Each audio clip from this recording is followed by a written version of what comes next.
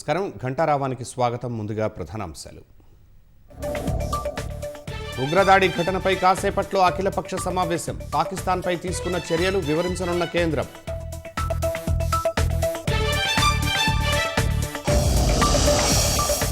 పహల్గాం బాధ్యులను వదిలిపెట్టబోమన్న ప్రధాని.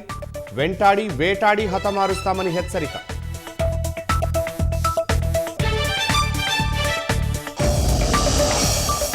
ఇరు దేశాల మధ్య వీసా జారీలను నిలిపేసిన భారత్ పాక్. ప్రజలు తమ ప్రాంతాలకు వెళ్లాలని హెచ్చరిక.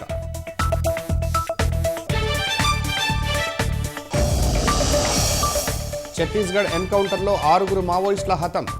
కీలక నేతలే లక్ష్యంగా. అటవీ ప్రాంతాల్లో ముమ్మర కూంబింగ్.